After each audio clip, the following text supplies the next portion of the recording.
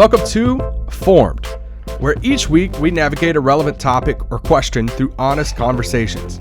We are three pastors with three different backgrounds on staff together at Irving Bible Church in Irving, Texas. We believe we are constantly being formed in the way of Jesus for the sake of the world, and we hope this podcast helps with that. So let's jump into this week's episode of Formed. Welcome back to another week of Formed, where we get to hang out. Barry has his Bilbo Baggins notebook. Once again. Barry, it was your birthday this week. Yes, indeed. How's birthday week going? You know, it's been a good week. So I was joking earlier, this was 51 for me. So I was born on the day that Richard Nixon was reelected to the presidency in 1972. So they called my grandparents and told them that they named me Richard Milhouse Jones. So. Randy's got jokes, yeah. So Barry's middle name is Richard. Milhouse, no. It's not Milhouse, yeah. Well, okay, so when we look, or I'd say when I was growing up or even now, you'd think of a kind of an old saying of whether it's a family reunion or it's a get-together of friends, and it's, hey, there's two things. Don't bring up these two things, religion and politics. And today we're going to talk about both of them. Uh-oh. Are you excited? I mean, it's such an easy, topic to talk about, and of course, yeah. But it is also a relevant topic for us to talk about in light of Election Day was this past week and the setting up this next year. Yeah, moving into a election cycle in the year ahead, knowing we've got a big presidential race that'll be happening, and so all of this will be swirling around us, and really how we navigate these waters together as a church, as a family, as a community is important for us to talk about it, despite the fact that it's charged, right? It's one of those things that's not always easy to talk about, but those are the things we need to talk about, right? That we need to make sure that we don't ignore, pretend aren't there, and we're having all kinds of other conversations, but not together with each other. And I think it says a lot about how we live the way of Jesus, right? In these places. Sissy, why do you think some churches talk about politics and some don't? So maybe I'd start with, can I give what I try to think of as a definition of politics? It's it's helpful to me because this is kind of the slant I take it from.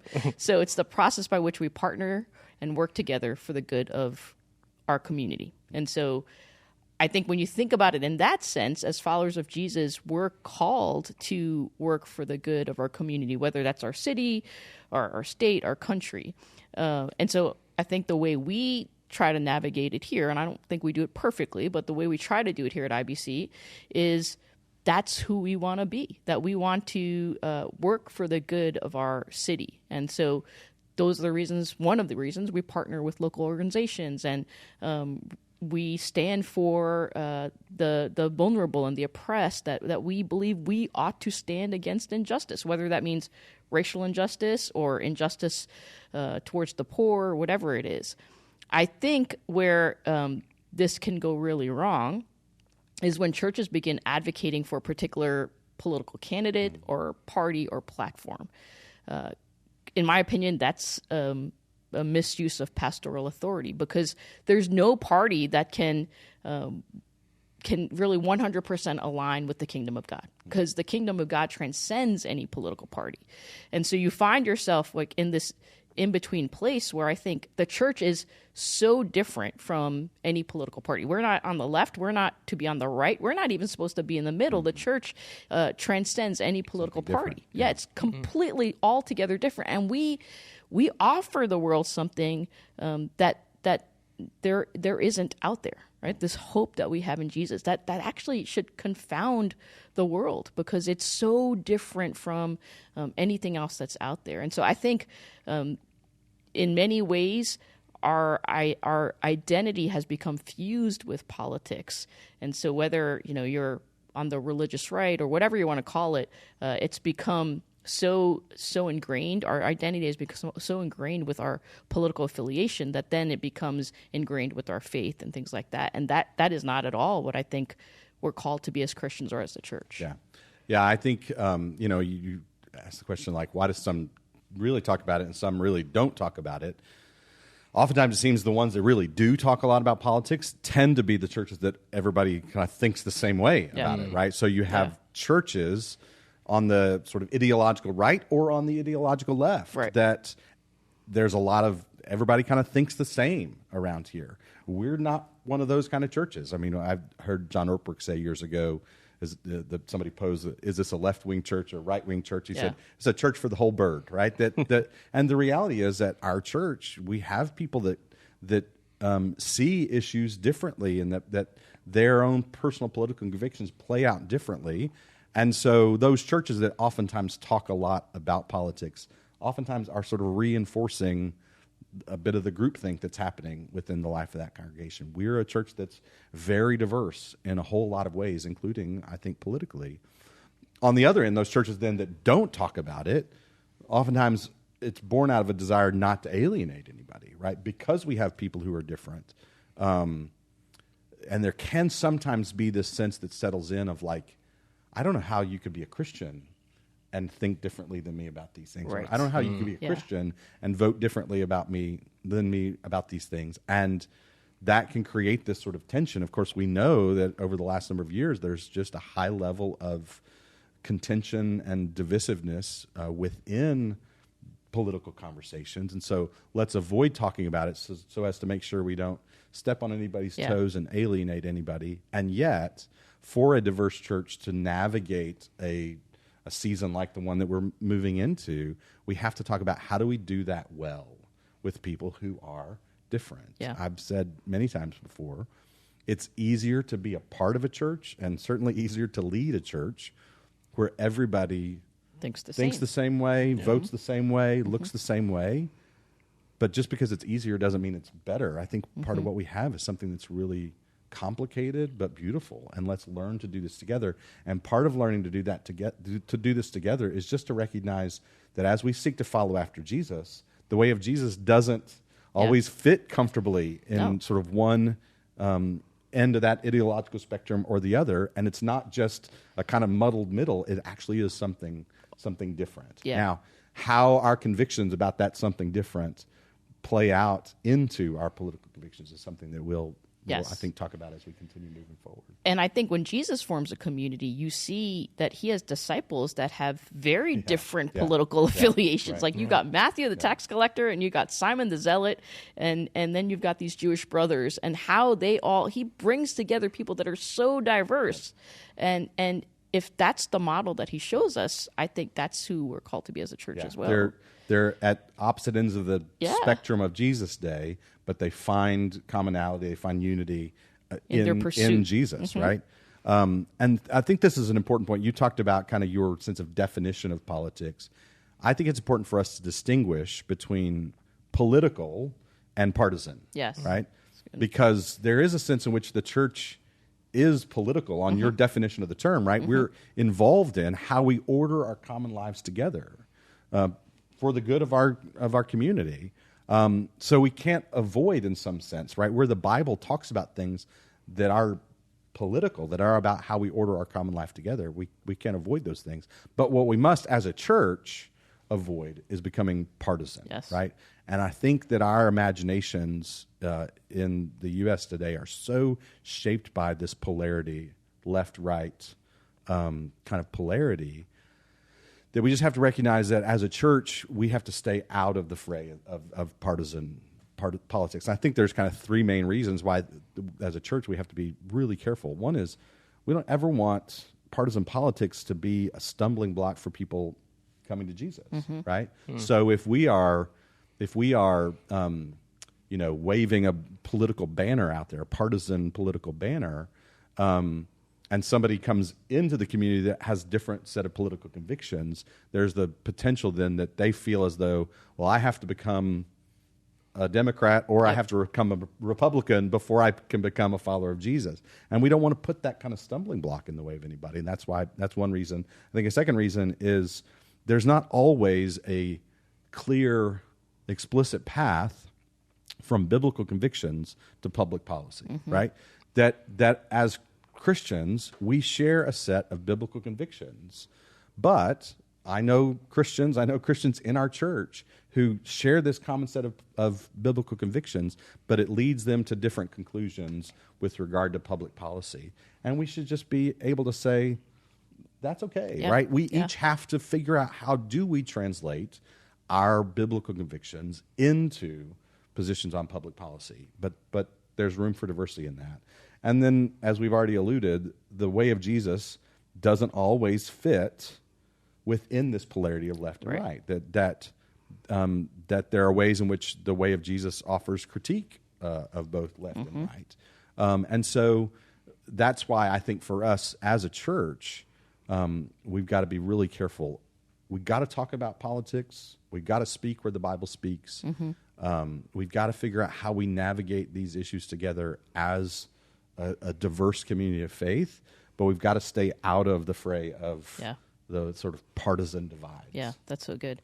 I think the church should be political because, as we talked about earlier, we're partnering together for the good of the community, and we should be the best citizens in our community. Yeah. Like that should be true of us as followers of Jesus. And so I totally agree with you. Yeah, that's good. That I think our opportunity to participate in our political system is a means by which, as followers of Jesus, we practice love of neighbor. Absolutely. Right? The great commandment, love your neighbor as yourself. Yep. And that's an opportunity that we have uniquely within our political system here. Without me trying to be like, hey, I'm younger than you, but I think you just did that. But I am. Yeah. You've seen more elections than me. Kathleen, my daughter, asked me how many presidents I've lived through, and so I named them all off, and she was like, man, you're old. She's like, I see those in my history books. I've just read about that. Is it fair to say that over the past handful of years, probably projecting this next year, that it feels more like polarized, charged right now, even harder for the church to navigate this? Yeah, I mean, it's certainly, as I look back on my lifetime, things feel more contentious and divisive over the last number of years than ever before. Yeah, than ever before.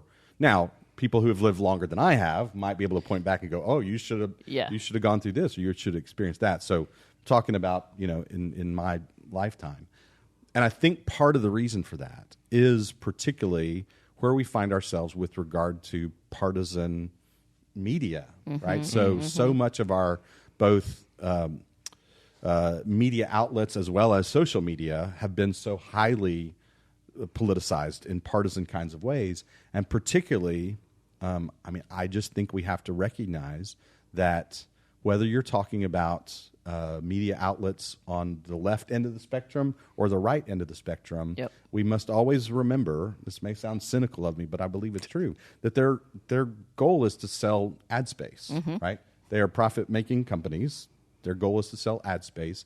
And what sells more ads? And it's fear and anger.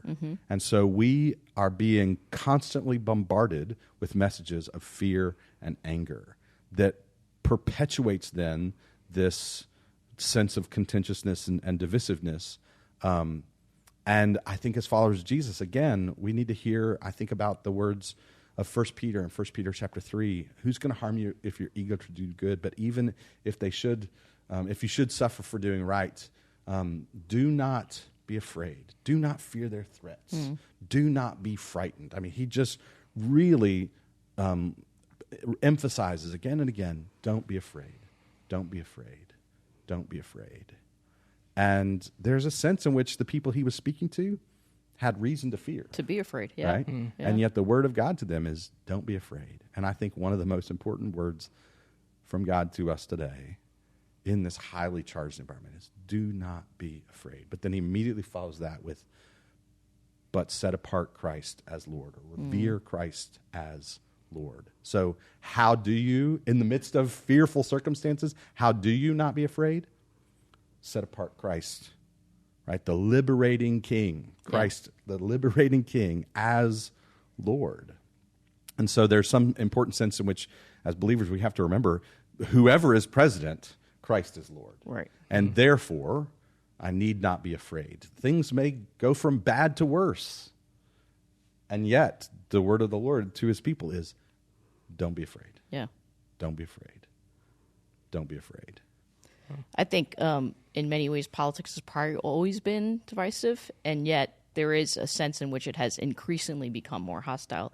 And I think I agree with everything you said, Barry. I think one of the ways I would say it is I feel like it's become so much more deeply ingrained in our identity that if this is your political affiliation, it's correlated to many times your race and oftentimes your faith.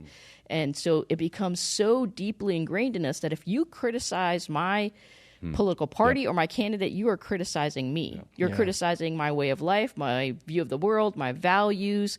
And so it becomes so much more personal that there isn't any room for political disagreement. Because if you disagree with my politics, you disagree with me as a person. Yeah. And that's where I feel like it's become increasingly hostile and increasingly divisive.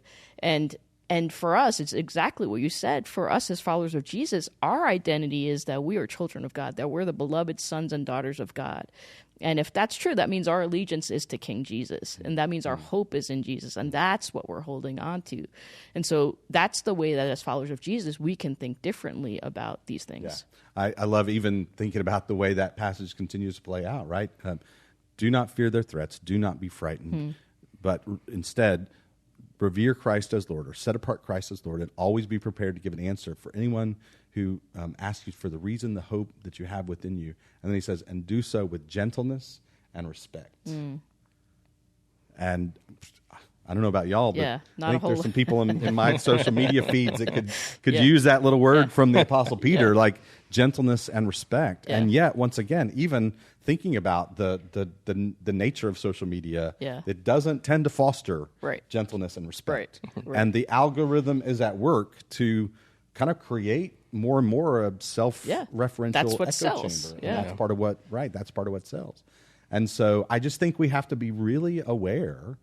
And so examining ourselves to say, when I engage in political discussions with conviction, right? Am I engaging with conviction and with gentleness and respect? So as we think about navigating the year ahead in a diverse community, the importance of us doing that in that kind of way, with gentleness and respect. Not softening our convictions, right? We're back to differentiation again, right? Defined and connected. Everything comes back to that. It does, doesn't it? And I think your reference or to Dallas Willard. Or to Peeps for crying out loud. Well, to Peeps Willard. For Isaac. Willard and differentiation for everything else.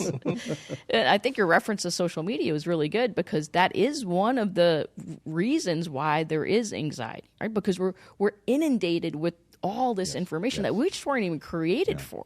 Like we're not created for that amount of information, from our phones to social media to TV, whatever it is. And I think we would be wise to think about, who are we listening to more? Are we listening to political pundits and talking heads, or are we listening to the voice of Jesus? Which voice weighs? So I have a friend, former student, Caitlin Chess, who has a book called The Liturgy of Politics. She writes about the connection between politics and spiritual formation. And so she talks about the idea of spiritual formation in a political direction.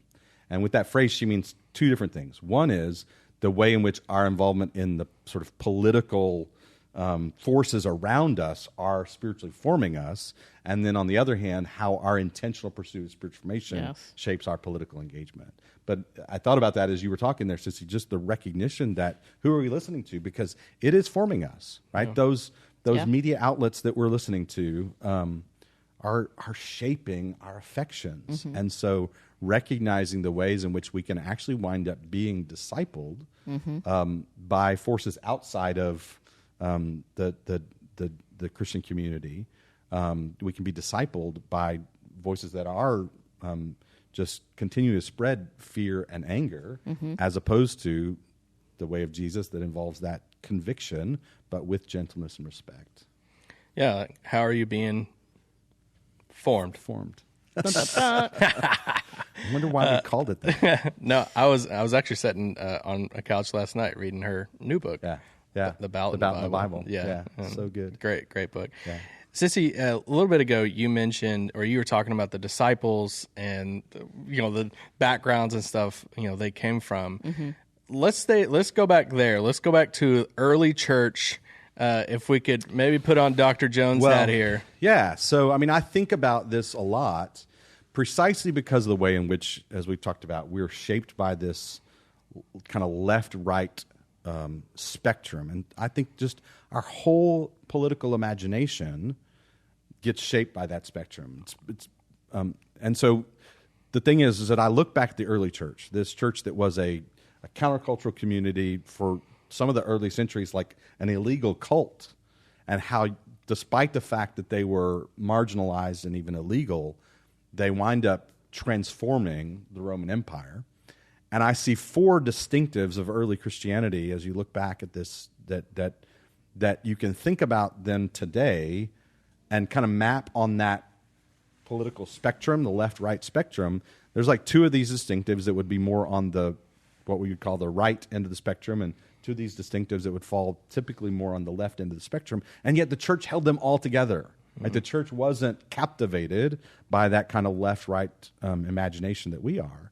And so those four are a countercultural sexual ethic, a holistic pro-life commitment, a community of ethnic reconciliation, and then sacrificial concern for the poor and marginalized. Mm-hmm. Right? So the first two of those are more associated in our imagination with kind of the political right end of the spectrum. The second two of those more on the political left, but the church held them all together. A countercultural sexual ethic. The church is born into a sexually chaotic world. I mean, the Roman Empire was a hypersexualized society, and there were all kind of sexual mores around these early Christians that were in contrast with the way of Jesus, that called for people to live out their sexuality in the context of the covenant of marriage or in celibacy if single. And the church lives this out faithfully, not persuading the Roman Empire to change their sexual ethics, but the church, in part, transforms the Roman Empire by faithfully living out their own sexual ethic, right? Are we being faithful to the call of Jesus on our lives? Second, a holistic pro-life ethic that we can look back and see. The early church was against the practice of abortion that happened in the Roman Empire, and yet there was so much more to their holistic pro-life ethic than just a denunciation of this practice. A big part of it is expressed in the fact that more common than abortion in the early church was infanticide. Mm-hmm. Children that would be abandoned and left to die, particularly those with special needs, or a girl if she wasn't wanted, that there was a desire to have boys. And so if the child was born the wrong sex, oftentimes she would be abandoned and left to die. And the church knew where these children were abandoned, and they would go there, and they would rescue them, and they would raise them as their own. And so in his book, The Rise of Christianity, Rodney Stark talks about the fact that this is part of why the church actually grew disproportionately among women in those early centuries. So this is a commitment that goes beyond a denunciation and actually involves a much bigger commitment. And it was not only about babies, but it was consistent, it was holistic, it was throughout life, including all the way to the tomb and the commitment to even burial societies, that in that day, burial was a really big deal. But and so that was to be a part of a burial society was only available to the rich. Well, the church provided an honorable burial for everyone, and that was a part of what the watching world found so winsome. This holistic, the phrase gets used, womb to tomb kind of pro-life, sanctity of life kind of ethic. But third, a community of ethnic reconciliation, the bringing together diverse communities across ethnic lines, deeply entrenched ethnic divisions. Social stratification was such a big deal in the ancient Roman Empire. And the church brings together people across those deeply entrenched ethnic lines. And the church obliterates that social hierarchy within its midst. And this is transformational. And then the third, the sacrificial concern for the poor and the marginalized. There is an emperor who comes along after the conversion of Constantine and after the empire has become more Christianized, and he's called Julian the Apostate, and he's wanting to take the empire back to paganism. But he recognizes that he has a problem on his hand. He's got a massive PR problem, and he's writing this letter and basically says, here's the problem. these Christians, he calls them the pious Galileans. He says they take care not only of their own poor, but ours as well. Right? He's saying that the church is actually doing a better job of taking care of poor people than the empire. And so you see these four things that we would sort of map out on different ends, perhaps, of the partisan spectrum today, but the church held them all together. And I think we can too, right? I think we are called not to the left or to the right or even to the middle, but to a third way, to something different in the way of Jesus. Now, again, we then have to determine how do those commitments that we share in common translate into our participation in our political process. I think what's so beautiful about the early church is they were so secure in their identity that they're able to give in this way, that they demonstrate the love of God. So they follow the way of Jesus. The way of Jesus is self-giving love, and they demonstrate the love of God through their love of others. And so they grow in this, like you said, Stark talks about how they grow exponentially. They don't grow because they're pursuing political or cultural power. Yes. They grow because they love and they care and they're compassionate, and they don't grow from strength. They grow from service. Right? That's such an example for us. So we must always keep our political participation in the right perspective. Yes. That we do participate. Yeah. That it is a part of how we love our neighbors, and yet it's not where we find our greatest hope. It's not where we put our greatest confidence. And it's not what is ultimately going to bring the kind of transformation that we really desire to see. What's going to bring transformation is actually for us living out our biblical convictions, being faithful to the call of Jesus, not putting undue hope in political power, but in the power of self-giving, transforming love. Yeah, I feel like I should just took so much notes right there. I was so locked in at one point. I'm like, I wish you would just keep going because I didn't have the next question ready. Because I've heard you break those 4 points down in one other setting, and that's always stuck with me. And it's just fascinating to think again of even just how we can learn, right now about the early church and how they kind of tackled that. And I did some study of early Christianity and some writing about that, and then really hearing Tim Keller talk in particular about some of those distinctions of the early church. And so going back and kind of wedding some of the research that I did, I remember, 20 years or more ago, but seeing, okay, here's how it plays out and how it falls on those the lines of partisan politics today. So okay, so in regards to voting, does the Bible talk about voting, and does it have implications on voting?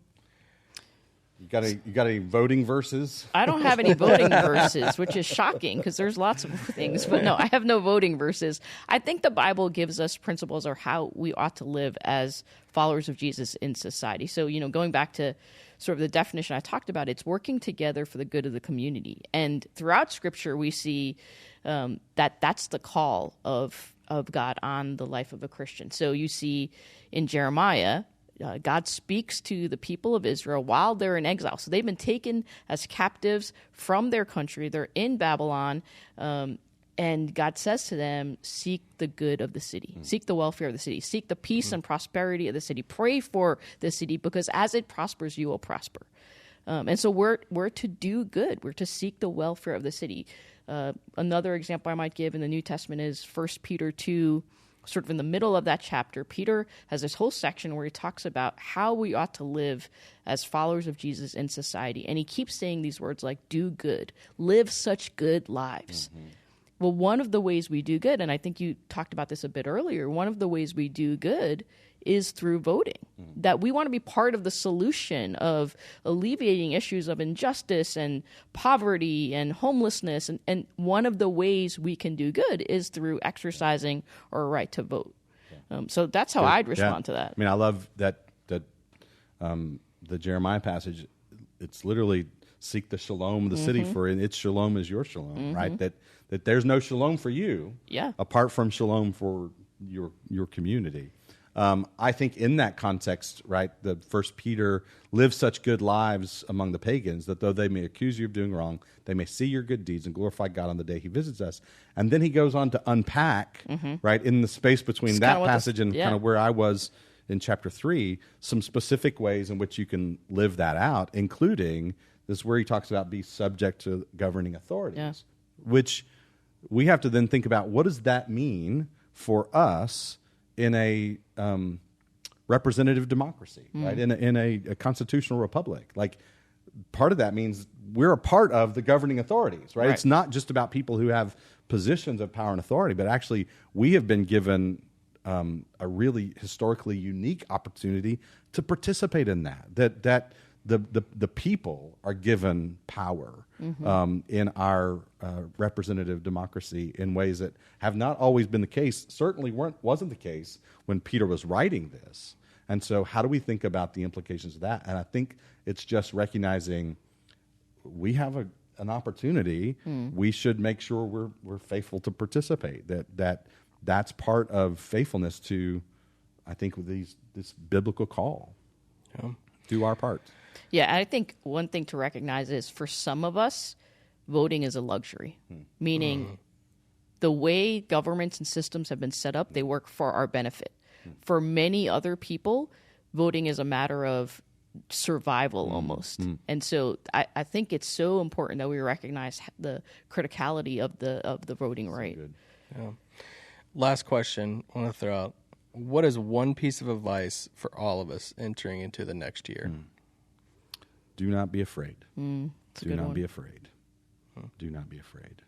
And I have to, this is the preacher preaching to himself, right? Because we can easily get sucked into all of the contention, all the divisiveness, and even as a pastor, feeling that sense of the pressure that generates for me in leading our congregation through what is just comes with kind of challenge and difficulty and the potential for toes being stepped on or people taking offense or whatever, and just continue to come back to Peter was speaking that into a situation where people had legitimate reason to be afraid. And yet he says to them, don't fear. Don't fear. That's good. But in your hearts, set apart Christ as Lord. Right? Jesus is Lord, the anointed one, the liberating King. Always be prepared to give an answer for the reason for the hope that you have within you, and do this with gentleness and respect. So that's a really good one. I'd maybe can you improve on? Let me try. Let me see what I got. I'd give you two more, and this one I've really been thinking about for me, and what I'm trying to practice is to be curious and to recognize that I don't always have as clear a perspective as I think I do. Right? There are things I feel really strongly about, but perhaps there are things that I don't fully understand or recognize. And so how can I be curious, and not in a way, because this is my downfall. I could be curious about other people's political perspectives, but a lot of times it's because I want to prove them wrong. So I want to understand so I could tell you, well, here's why you're wrong. But what if I was curious just to learn from them and just to listen? Because one of the things that does, I think, is it humanizes this other side that we often dehumanize in a way and make our enemy. And so I think that would actually help bring down the hostility and the divisiveness. And so that's one thing, is just to be curious and recognize that we don't know everything, that we don't always have the clearest perspective, and be willing to listen to others. And then secondly, I would say work for the good of your community. So be concerned about the things that concern God. What are the things that concern God? What is God's heart? God's heart is for the poor. God's heart is for the marginalized. God's heart is for situations where injustice is taking place. God commands us to care for the environment. So those are all issues that God cares about. Now, how do we, as followers of Jesus, enter into that and work for the good of our community? That's really good. I'll actually add two things. One, I would say watch limit the intake. Like, know the limits of that. I think sometimes I find myself, I'm like, so much, and then it like affects like my mood or affects how I like view, like, you know, something or a state or, you know, my hometown or something like that. Yeah. And then I think there's a lot of what Sissy was talking about earlier with identity and just some, you know, if you're on one side and the, you know, somebody's on the other side and that just is their whole identity to you. It's just, it gets really dangerous that way. Yeah. But, all right, let's have some fun here at the end. We always have some banter, fun talk at the end. And this week's homework for the end was, what's your favorite show or movie that has politics stuff in it? It's a vague, big category. But. Well, when you gave us this question, I knew Barry and I would have the same one. layup. Yeah. And we can't talk about what. Well, that's his. Like, I don't know what else he's going to talk about because that's yours. So West Wing, I'm rewatching right now. It came out when Kim and I were fairly early on in our marriage, and like we had to be home to watch West Wing back in the day.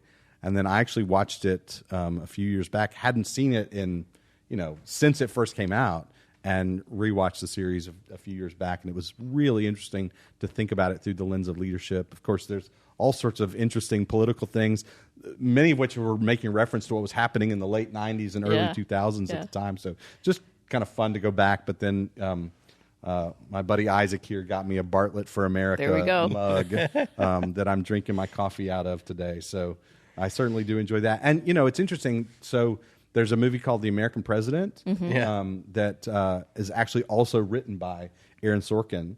And so as I was watching West Wing a couple years ago, I went back and watched that movie. It's a pretty fun movie. Yeah, so, that's a good movie. Well, my second question was the favorite actor who played president. And I was going to say Michael Douglas from that movie. But anyway. Yeah, that was a good one. Yeah, I mean, I'd say West Wing too. One, I just need to go back and know that Barry said that him and Kim would have to be home to watch a show because there was no like streaming. No. Like you had to be at your house to watch. Yeah, it was amazing. So yeah, I would say West Wing. I actually didn't watch it I didn't watch all of it when it was first on, and I rewatched it a few years ago as well, and it became one of my. I think it's some of the best writing on TV, and I think. I mean, Martin Sheen for president, Jed Bartlett for president. Yeah. I know Barb was like, she's like, all right, well, how would you like describe it? And I was like, I don't know, like a political friends. I don't know. Yeah. I mean, it's like kind of a group. Well, that's I mean, part of what makes it apart from the politics of it all, just the relational dynamics among this group of people is pretty remarkable to watch kind of play out. And, they certainly go through their fair share of drama, leading the free world. We also watched Scandal, and that was a show, I don't know, a few years ago. And we kind of enjoy that. Josh Molina's in that too. But it's kind of a wash But there you go, West Wing and all the fun stuff. We'll be back next week for another week of 4.